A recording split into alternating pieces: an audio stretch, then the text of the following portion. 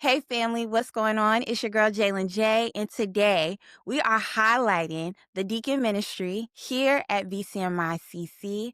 Today I have the pleasure of interviewing the head deacon, Deacon Reese. How are you today? I'm good, Jalen. How are you? That is good. I'm doing well. I'm well. Thank you for having me. Deacon Reese, can you tell us about yourself and how you decided to serve as a deacon here at VCMI-CC? Sure. Well, first, I've been in the ministry for 9 years, and I was just here serving, and I was nominated as a candidate to serve. So that's pretty much how I became a deacon. And through the vetting process, they felt that I was qualified to serve, and that's only God. And with that, I'm here today to serve, and this is what I do. Absolutely love doing it. It is who I am, and I will serve to the day that I leave this earth. Okay. So can you tell us one of the main responsibilities of being head deacon? One of the main responsibility of being the head deacon, listen, I have the privilege of serving with so many great other deacons, and it's really just to be that lead, the person that say when I get the orders from the powers to be, and they give us instructions, things they want us to do, I just say, hey, team, this is what we have to do, and just making sure that it is done, taking accountability for anything we, may not hit the mark, but most of the time we do because we have a pretty good team. So I just love serving with the group of people that we have to serve. And that's it. It's not hard because I have such a great team. What are some key areas your department focuses on to ensure the church runs smoothly? Well, some of the areas, we have many. The deacons, we do things in house and also outside of the church. But I would say some of the key ones are to, we make sure that the church is taken care of in every aspect. We open, we close the church. We make sure that the church is clean. If it's something that, the facilities made, or somebody could have just dropped a piece of paper, we're going to take care of that. Also, we check on the sick. If someone is sick and shut in, we go to hospitals. We are here for funerals, for the bereavement families. So we do a lot inside the church and also outside the church. So it's a lot more than what I'm saying, but just for the sake of, we take care of the church. We make sure that the church is running smoothly. Okay. So how does the deacon ministry support not only the pastors, but the congregation? That's a good question. So one, as the deacons, we listen and we know the heart of our pastors. So any, just even them talking over the pulpit, we make sure that we're one giving love to the congregation. Some people may come in here broken. We're there to pray with them. We're there to just support them along whatever they're going through, just to make sure that they are healthy and whole. Um, Again, we do go to their homes, hospitals. We do, if they want to do communion, it may not be first Sunday. We making sure that we're doing this. So we're just, the deacons are the heartbeat of the church, and we are making sure that we are just like our pastors. Us being there is representing our pastors. How has serving as a deacon deepened your faith journey?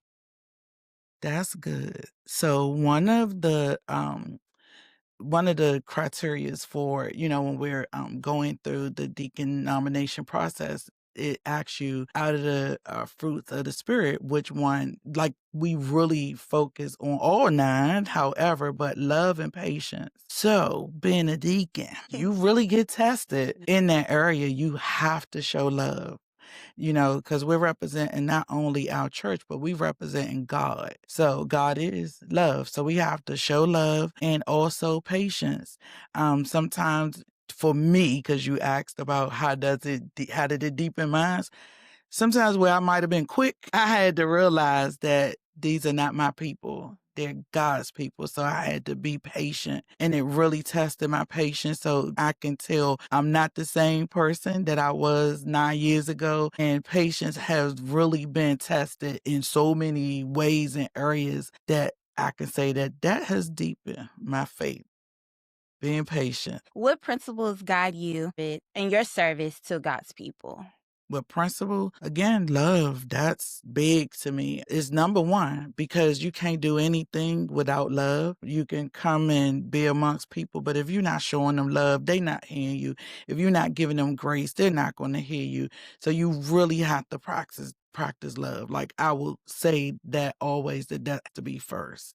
What role does the deacon ministry play in fostering unity and care within the church family? Oh yeah. So Imma go with just like we make sure for food distribution. We're here because we care. So we put our hands to the plot. We make sure that we always foster unity. We come together as a team. We do outings, events together, team building that's outside of the church. We pray together, even in our prayer ministry or, on Monday nights when we have prayer, the deacons make sure that we take a part of that too. So we always going to be first partakers, always, because with that we can show others how we are coming together in unity. It's no division. There's no division. If you have division, then you just cannot be a part of the deacon ministry because we do love one another. Now, no family is perfect, but we do understand that love is first and we make sure that that's what we lead with. And at the end of the day, we can resolve any problems through love and unity. That was good. What qualities do you believe make an effective deacon? That's a good question, Jalen. So the qualities I believe is one that they need to have a servant's heart, right? And in most cases, for me, because I call myself like a recruiter, right? So I can just see, just looking at somebody, I can see that they have that quality of servanthood. So I would say they definitely have to be a servant, just be natural. Like it's a part of them that's in their heart. You can see it. I would also say love. They gotta have love because God give us grace, right? Everything is not gonna be perfect. And that's one of the things with being a leader, deacon, that you have to be able to pivot. So that's a quality because we may be told you have to do this way. And at the ninth hour, we have to change and you have to be okay with the change. Yeah. How do you encourage and develop newer deacons or those interested in serving? I love this. I love when we get new deacons. Yay, we just got some. Because we have the opportunity, because they already have it in them, but we get to, work with them and show them what it is that we do here at VCMI, nurture them and show them the way and then watch them look. Teach them, show them, and what our pastor say: receive, change, and give. Listen, so we already received it. Now we've been changed by it. Now we can give it and show them. So I think that is awesome. Receive, change, and give. So we're going to give it to them. We're going to show them what to do and we're going to let them fly. And they're going to do quite fine. So I'm excited about that. How do you hope to see the ministry grow in the coming years? Listen, this is big to me because I am one of the ones that's excited about the vision that our pastor have and the new campus. So for me, watching and knowing the vision to grow, that means we're going to have hundreds of deacons because we're going to have 25,000 plus for our congregation. So just our very few, 30 something, we can't do it by ourselves. So you ask me, that makes me excited because that means we're going to have that many people coming together, walking alongside of us to be able to not only support our church, our pastors, ministers, elders, but the congregation and our community. Because now we can really go back out and touch the masses. So I'm excited about that. I'm excited. What message would you like to share with the congregation about the importance of servant leadership? Listen, the message that I would say is, y'all, look, we in this together. And as we heard the messages a couple of weeks ago from our pastor, one band, one sound. We can do this. It's a place for everybody.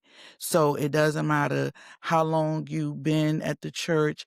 Get involved. Start somewhere. And before you can even become a deacon, we want to see you serving in some other ministry. So serve. We have so many different ministries. It could be the parking lot.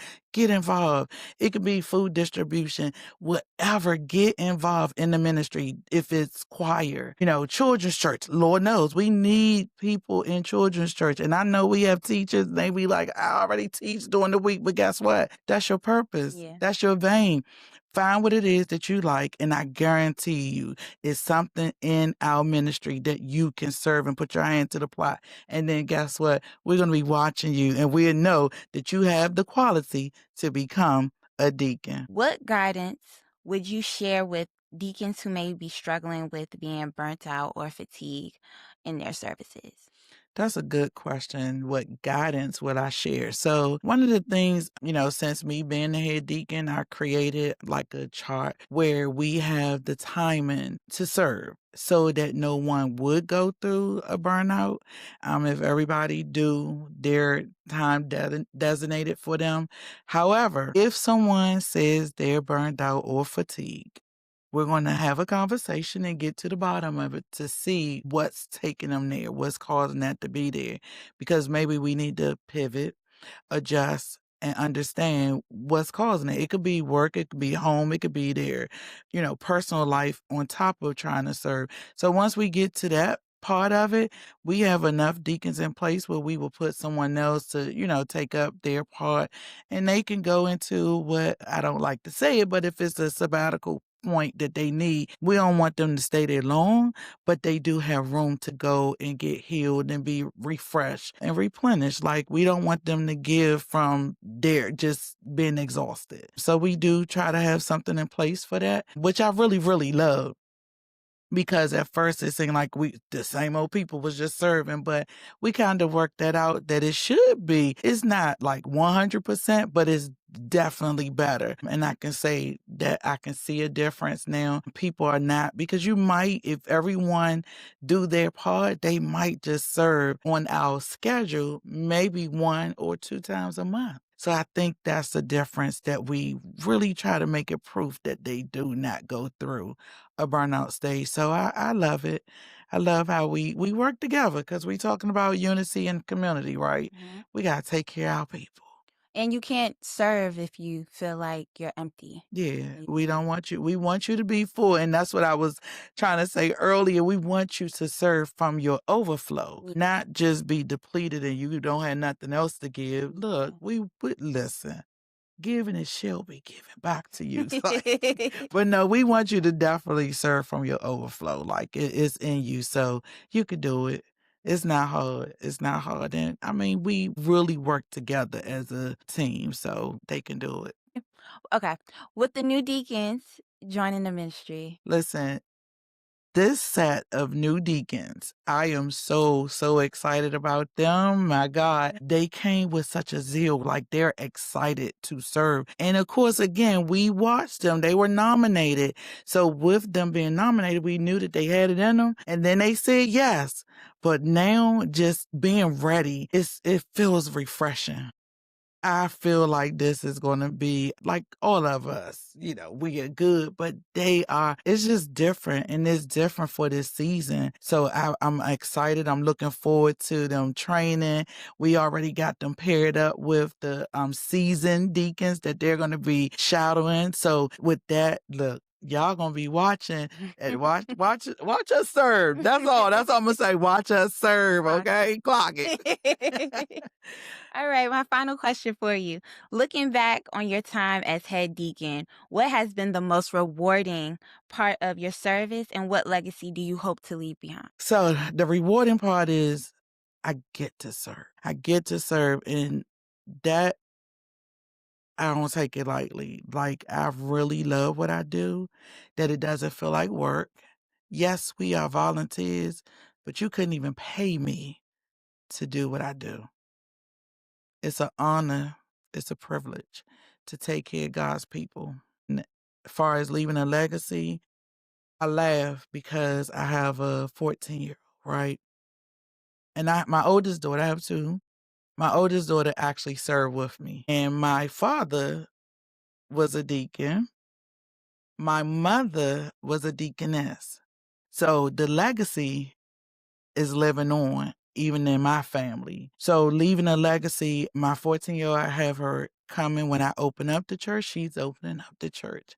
When I close, she's closing. Anything that I do, putting that, instilling that into her. So she's like a future deacon, even now, and knowing and understanding what the roles and responsibility is. So with that, I pray that other people can see it. And then, who knows how long I will be in this place, because God put me here. And that's just been, we was in the ordination service, just like we just had one a couple of months ago. And in the ordination service, I was just standing there to be reaffirmed. So when Pastor Damon and Pastor Portia called my name to be the head deacon, I was like, what? I was shocked because, again, I don't need a title. Don't need a title. And I honestly believe that every deacon that serves right now with us, we do it out our heart. It's not about a title. And it's already who we are.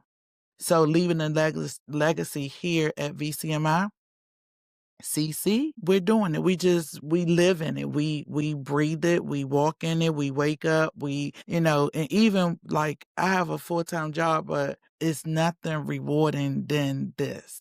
So I can do this with my eyes closed. I actually love coming to church to just see where I need to, where you need help at. And I believe that that's the heartbeat of every deacon that we have. So that's the legacy that I want to leave. And I believe that so many others that serve alongside of me, that's the legacy that we would leave, that we would do it without being paid.